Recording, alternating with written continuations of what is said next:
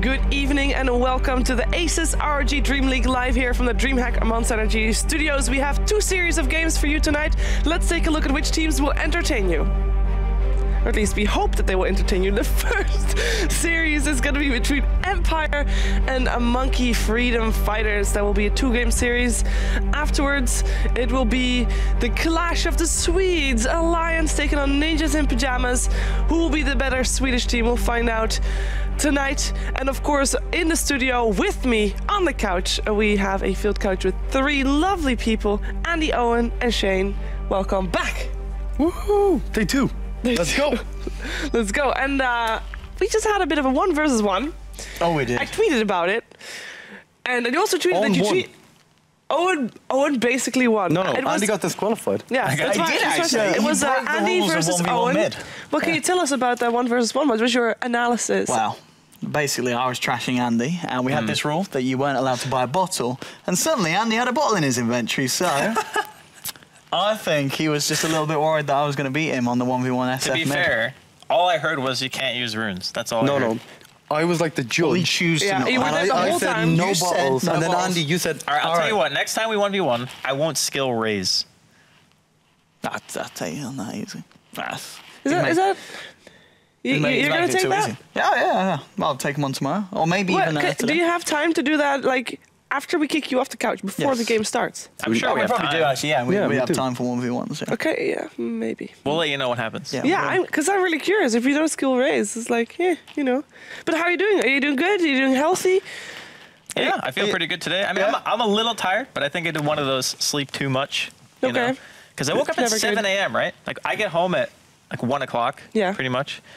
Go to sleep immediately as soon as I get home. Didn't stream. Woke up at 7. And I'm like, why am I awake? And I just told my body no. And then I went back to bed and I woke up at, like, noon. So. What a difficult life, Andy. Yeah, it was a hard life. Really was. Then I got up, and then I waited for Scriff to get out of bed for an hour, because I woke him up and he laid in bed for an hour. Were you in the same bed? I mean, I wish I Yeah, were in it'd the be same kind of bed. awkward if you stepped over Scriff. That would explain the grinder account on his new phone. Yes, it would. There you go. Why is Scriff not cutting it? What do you mean? Yeah, Scriff's No, just we only put found Scriff out on now. there. Oh He's my crying. We need a God. third wheel, that's the thing. Poor He's Scriff. looking elsewhere. What can I say? Poor Scriff. Poor Scriff. You doing good also, Owen? Yeah, I'm doing good. Looking forward to another good day at DreamLeague. I've got to be honest, yesterday was pretty damn good. It was a good way to start the season off.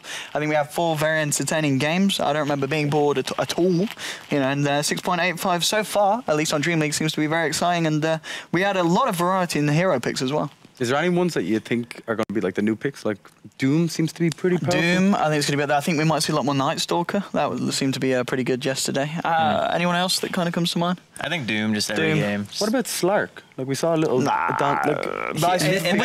Doom coming up, you know, in it. You know, I think Slark's pretty good against Doom because he just run away. If he gets the axe, yeah, it's Well, true. he He needs tried the that. axe. It didn't work. It didn't work. It didn't work. He still died. Yeah. But talking about yesterday's games, we actually have a recap because yesterday's games were very action-packed, but we were able to narrow 4 action-packed games down to just a few seconds for you to see the recap video of yesterday's games.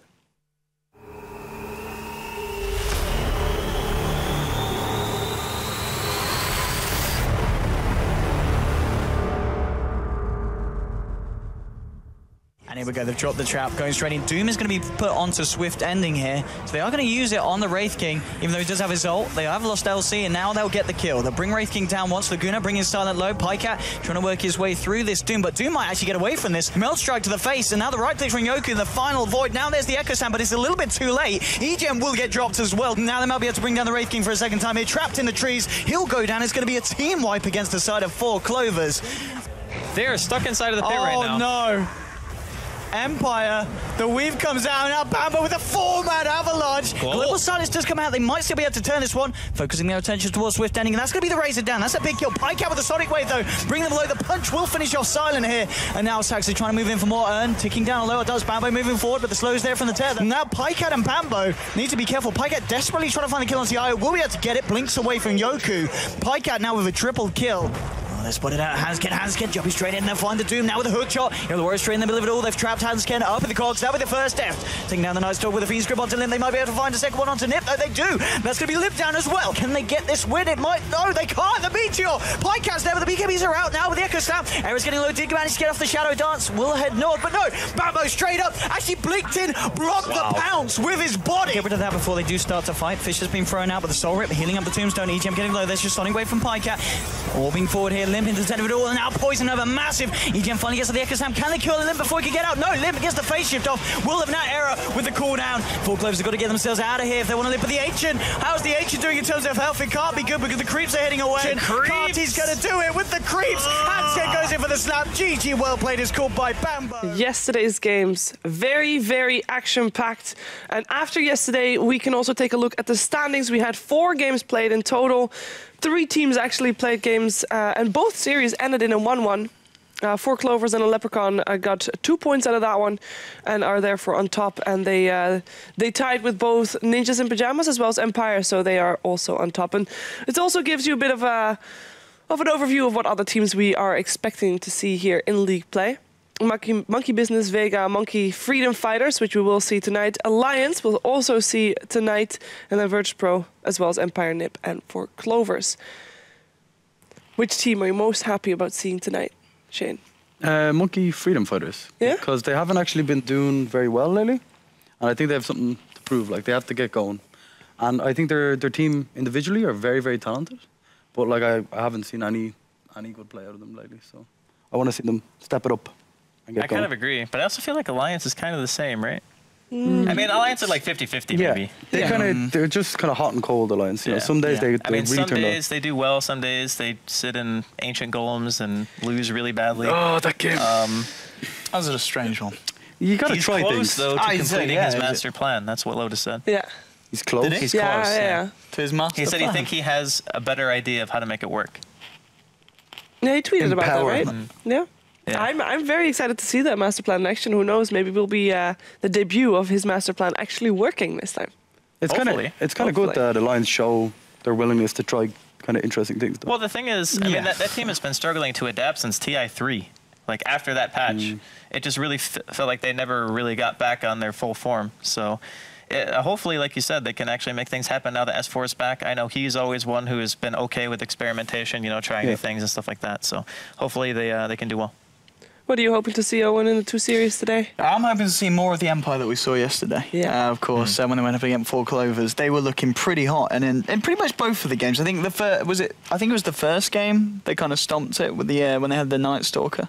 No, they do. It was Resolution Night Stalker and Silent Doom, right? Yeah, that was the game they stopped. They were looking really strong. Yoku's TA. Yoku's TA, that was it. I don't think he died at all by the end of the game, or maybe died once or something. I don't think he died. Yeah, that was pretty ridiculous. So if we could have some more of that kind of Empire, which was great because for a bit of a period, we've not really been seeing that much of a fight coming out of Empire. They've been having a bit of a hard time. They've obviously been a bit kind of all over the place with who they've got standing in and stuff. So it'll be interesting to see if they have, I think it was Go Black and Yoku who are the ones that aren't necessarily part of the hard roster, unless they've changed it up. I'm not too sure. So it'll be interesting to see what they're actually running today.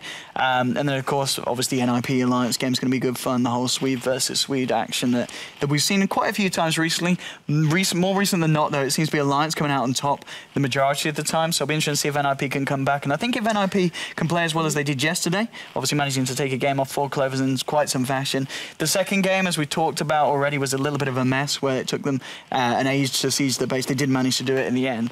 But I think that's going to be a really good matchup as well. I think we're going to have a couple of good series. Do you not think it shows weakness, though, like in a game like that, when you're that far ahead? It was a little bit weird, yeah, when you're able to, when you've got to that stage and you just can't seem to push that final bit. I think there was comments as well, like, at the end it was just the creeps doing it, and the creeps going, come on, you idiots, you're not throwing this one. And they managed to end the game as the creeps just pushed in on the top lane. But it was interesting nonetheless, but I'm sure when you kind of have a game like that as a team, I'd imagine they come out with learning a lot from it and going, this is what was wrong, this is why we could not finish the game. You know, I don't know if it's something to do with the hero picks or just choosing the wrong time to jump. You could hear it in Hansken's voice in the interview afterwards. He was like, thank God that's over. Like, and he said also, I mean, they have Jesse as their coach, and he will be the person to have watched that game and tell them, guys. Yeah, what the hell was this? Let's. Like, this is where you should have won, and this is where you won.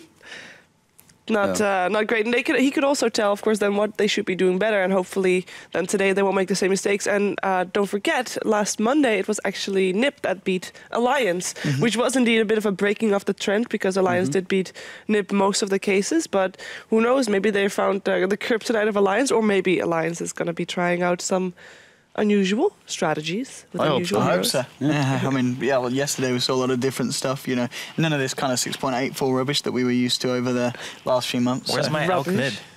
Alk mid? Alchemist mid. I don't think we're seeing that. Can we have He them? one-shots creep wave with acid spray. This is, yeah, okay. He gets 5 times bounty rune. Yeah. It's the dream.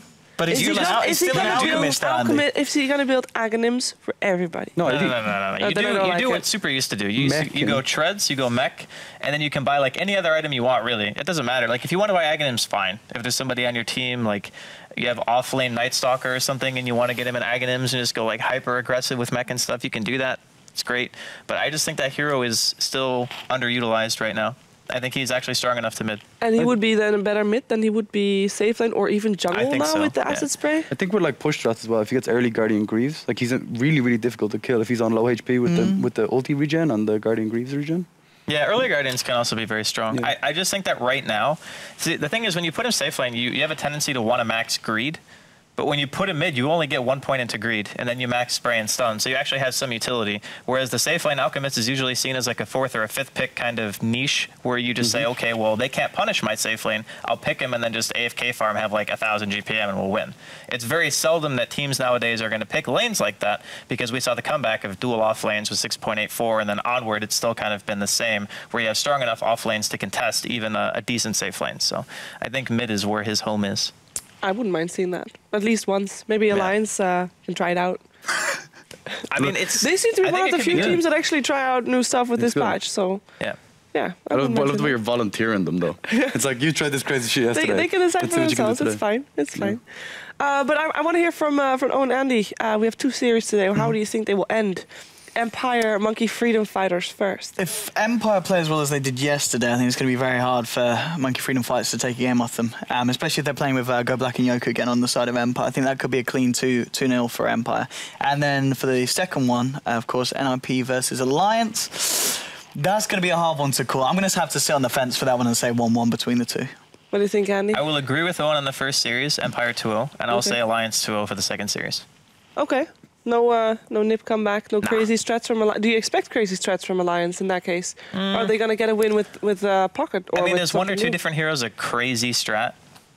I mean, think, for me, at this point, I'm okay with seeing just 1 or 2 different heroes. Okay. You know, like if you want to change it up a little bit, play something that no one else plays, that's okay. It doesn't have to be like 5 heroes we never see. Like just a life stealer in an ancient. I mean, we saw a lot of that just out of Alliance, though. I mean, they really, really like doing that, and it seems to be pretty hit or miss. Not entirely sold on that one yet, but yeah, I think Alliance have it. Even though, like yesterday in the NiP game, when the first like 35 minutes of that game were like extremely solid from them. You know what I mean? They looked on point. They had really good rotations. When I saw NiP the other day, they didn't look solid, even when they were winning. Like, yeah, no, I mean like the first 35 minutes before they went near the high ground. Before they actually had to win the game. Yeah, I mean, I agree with that part. Like, I do think that their early game was actually good, but I also think in that particular game, like 4Clover picked a really weird lineup that is very unconventional. When you have that kind of thing, it's very hard to lose sight of what you're actually trying to do during the preliminary stages of the game, and then you make a couple of mistakes that maybe normally wouldn't happen, and then you just lose a lot of momentum. And Omni is also one of those heroes that's very hard to play with in those types of positions, because you have to wait for the enemy to come to you a lot of the time, and I feel like that's kind of what happened to 4Clover. So I still think Alliance could probably take it. I've stolen the box. Okay. I'm gonna give it back. Okay. Because I know he actually stole your job. He unboxed the motherboard yesterday, and he couldn't get it back in the box. And today, with the help of Sayori, what a bro. Like, let's try to put this back in the box, and with help of Sayori, it instantly went. Z170 motherboard Pro Gaming. I'm gonna ask you to unbox it again. Okay. So this motherboard is the one that you can win if you go to facebook.com/ROG Nordic. Oh, you get some like boat in World of Warships free with it. Cool. Yeah. There you go. That's what I always wanted. Yeah, me too. That's why there's a boat on the cover. Yeah, it all makes sense. I thought you just got your own battleship if you bought one of those. There's no motherboat. No, but you can win it if you go to facebook.com/ROG Nordic, and there you make notion of what is, in your opinion, the best hero of this week's league play. So that's yesterday, today, and tomorrow. Also put in a motivation for that, and then it will be tomorrow evening when Zayori will actually decide on which hero turned out to be the better one or the best one in his opinion. And if you're then agreeing with his opinion. So we've had a few debates over this. Yeah, what actually the best hero means? It's the best hero? His favorite hero? Yeah, exactly. The hero who performed the best? Best design? No, because you can have... That all depends on the motivation, maybe. Okay. Why do you think that hero is the best in this week's league play? Preferably, we would have actually seen it play. That should be a thing. Yeah, that should be a thing. So at least. It can't be a sniper, unless we actually see a sniper today, or tomorrow, which I don't think we will. Come on, Shane. That was pretty smooth. It's so loud. It is super loud. Well, okay. And the people at home are probably just spamming what face in chat. I'm sorry. Well, they will be now that you said it. Oh yeah, but I mean that's the point, right? Got it. But it's time for you two to see if you have time for a 1v1 before the game starts, because we are actually getting ready to kick those two off the couch and then replace them with the weekly guest and Lumi. So say your goodbyes. Goodbye. Bye. Goodbye. See you guys in a bit. See you in a bit.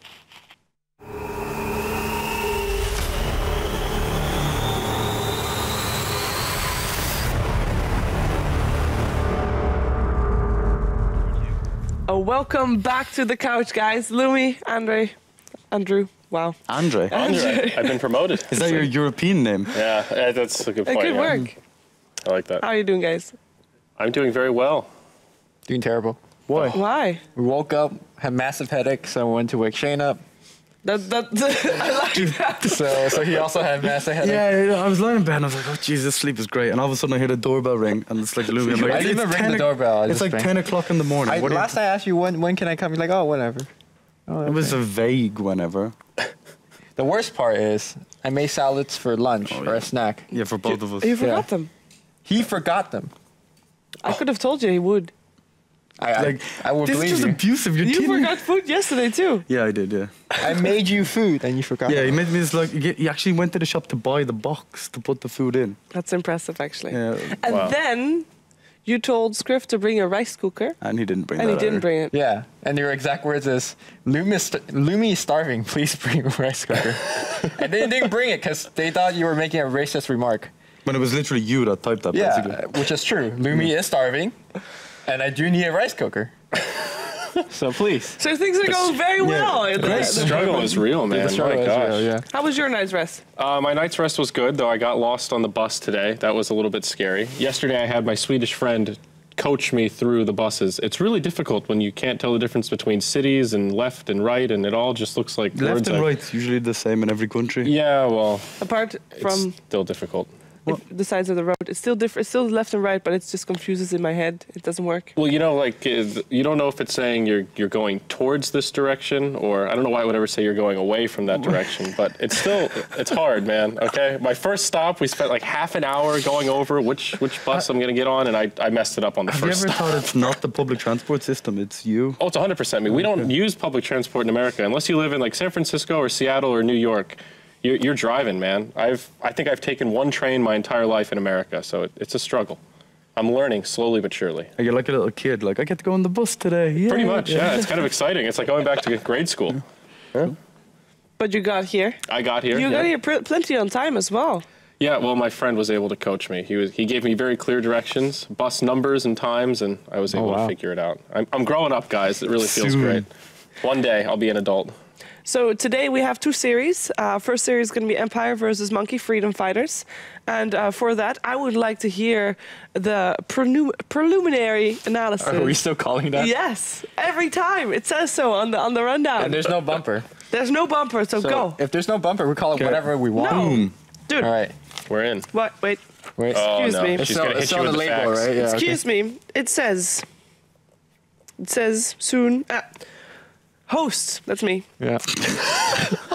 No, the best part it says host, co-host. No. Guest and Lumi. It says first. It says host, double dots. Okay. lead in. And then between quotation marks. Is this your lead in, is it? This was my I did my lead in Excellent earlier. lead in. Preliminary analysis. And then it says, just everybody has to participate. But it doesn't have a bumper, but it does say so. So we have to do it. Okay, fine. So we're talking about Empire versus Monkey Freedom Fighters. Yes. I'm just going to call them Monkey for today, because we're having... eventually we have the Monkey versus Monkey Can you call them matchup. Freedom Fighters? Yeah, Freedom Fighters. Yeah, Yes. works, yeah. I like their logo. They get the flag. Yeah, it's it's good. epic. And, Very and good. the monkey eating cheese? Yep. Yep. All right, so both of these teams are coming off very similar winning or losing streaks. Obviously, yesterday, if you guys weren't here, I talked about how Empire lost 7 out of their last 8 games. Yesterday didn't help them much. They now lost... Wait, yesterday won 1-1, right? Yeah. So they lost 8 out of the last 9. Still not looking good. But what it did show yesterday was... 8 out of the last 10. Yeah, I would say 10. 10. They won 1 game yesterday. Okay, 8 out of the last 10. Yeah. Sorry, math is not my forte. Don't you have a degree in that? Okay. Okay. But what did we see from yesterday was that they know how to execute a winning lineup. They know when their timing is. They know when to attack, when to retreat, and when they're strong. And when they do hit their timing, they look like one of the best teams in the world. So I think the key thing for them today is not really worry about how many games they've lost, but more about executing what they're good at, which is the early game team fights. That the game 1 with the vision fight, that was very impressive Do you think for me. it has a lot down to what stand-ins they have? Because at the moment, For example, Goblak. at the moment they seem to have an unstable roster, and Goblak, how much input he has into what they do during the game. Oh yeah, definitely. We even saw Yoku play mid yesterday, and it was a Resolution that played the offlane. That was a big change of pace. The offlane, nice stalker. And Yeah. Yoku had a big part because he didn't have any depth. Isn't Resolution trying to go offlane regardless of... Like, even if Yoku wouldn't be the stand-in?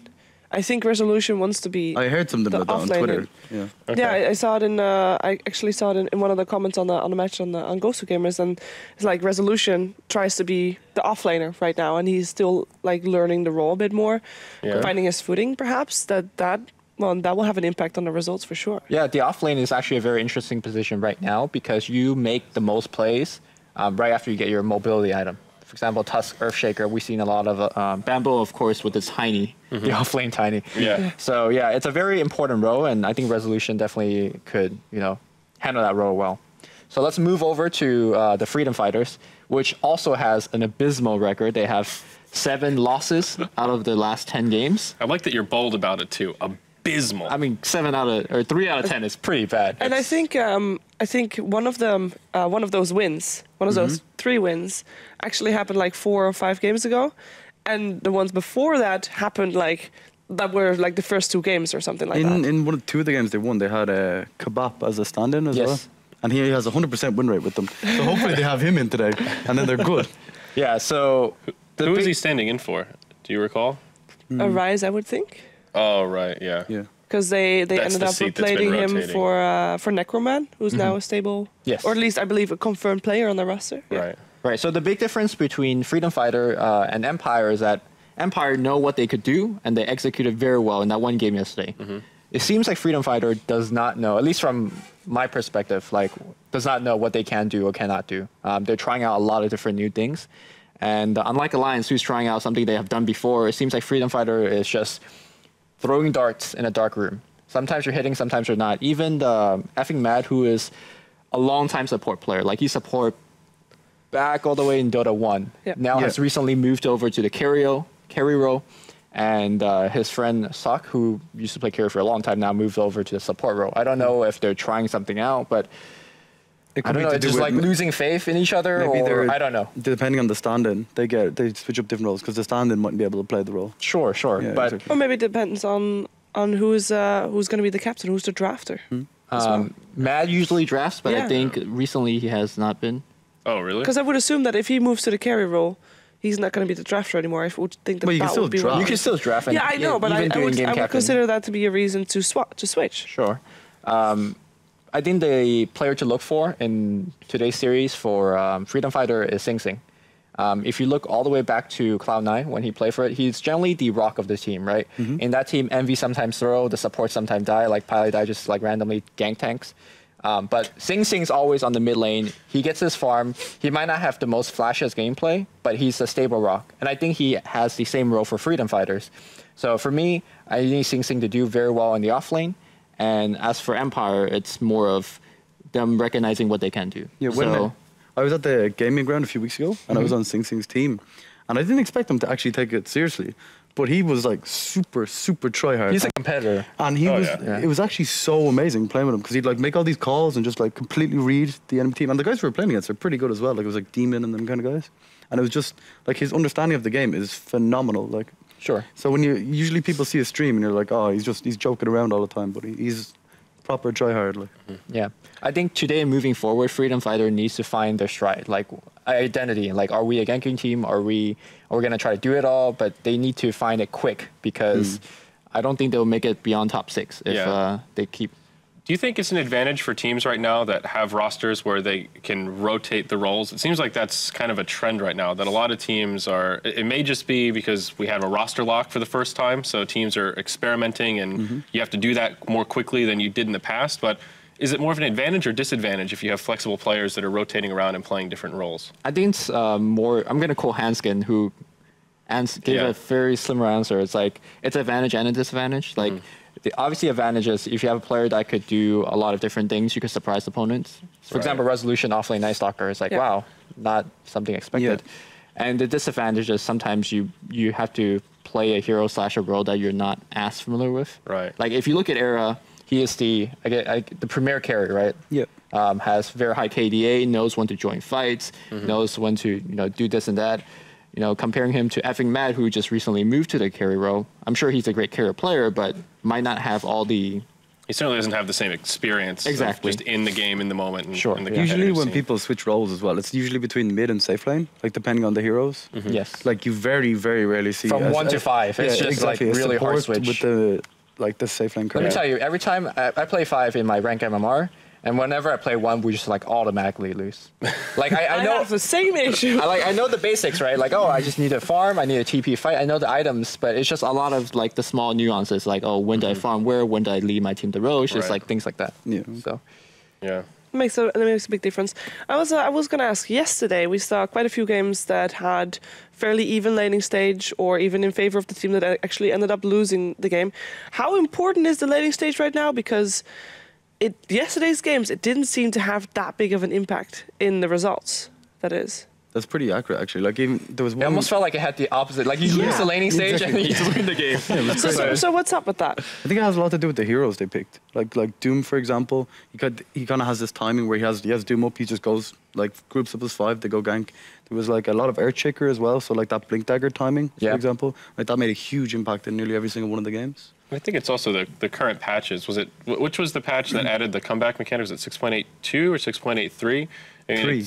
And then they nerfed it in 6.84. It's obviously been nerfed a lot since it first came out. I mean, it was really out of control at the beginning, but the game is a lot different now than it was, 5 patches ago when you could get ahead in the lanes, kind of carry that momentum, and the opposing team didn't really have great comeback mechanics. Now you get slightly higher gold when you're behind, and it seems like Shane said, just hero picks. Like even that TA, you're really far behind, but an ancient stack, you can get a fast blink. That's actually a thing. I then think you can turn it around. The biggest thing is that teams right now, and it's starting to becoming more of a thing where teams actually smoke gank the enemy ancients or smoke gank the enemy stacks. Yesterday we saw that TA fall really far behind in last hits, and then you just get a big stack, and then she's kind of right back in it. So we do see teams like Vega, for example, does it quite a bit. You smoke gank their ancients. Not only you kill the person that's farming the ancients, you just take their ancient as well. And then suddenly their comeback mechanic is gone. So I like to see teams do more of that. Especially against TA, you like that aggressive ward on the Ancients, just to kind of have an idea or control over it. It's better even if you don't block the camp. Yeah, you see them stack it like a couple times, and then you go kill her, and then you take the stack. Yeah. It feels like those early mid-game fights are just so important on this patch. Like around the time the mechs comes out, if you have a first Desolator or key Blink Daggers, we've seen that so many times where an Earthshaker doesn't really have much of an impact. He gets a Blink Dagger, and then all of a sudden the team can team fight and really make a big difference. I mean, that's why Andy was so mad yesterday when Pycat got, was it Midas instead of mech on the Viper. So it's, So you're always mad. With that in mind, if you know that those mid to early game fights are going to be the most important, which type of supports are you looking forward to seeing most? Which type of support fits this best? I think the heroes we saw yesterday made a big impact were Dazzle, like having the vision for the weave, using the Shallow Grave in these early feats. It's an Empire go-to. Yeah, exactly. And Vega as well. We haven't seen them yet in the competition, but they'd love that hero. Bane also. and Earthshaker, I think, are the key ones. Like, Bane just gives so much control, especially over, like, say you're against a TA, and they're stacking Ancients, all of a sudden she gets super fed. Like, you can kind of take her out of a team fight pretty easily with a Bane. You have a lot of control. Yeah, I think Matt really likes that hero. He used to draft that quite a bit for himself, so that definitely can be a go-to. Obviously, we saw a lot of Ogre Magi, so that's a very strong laner.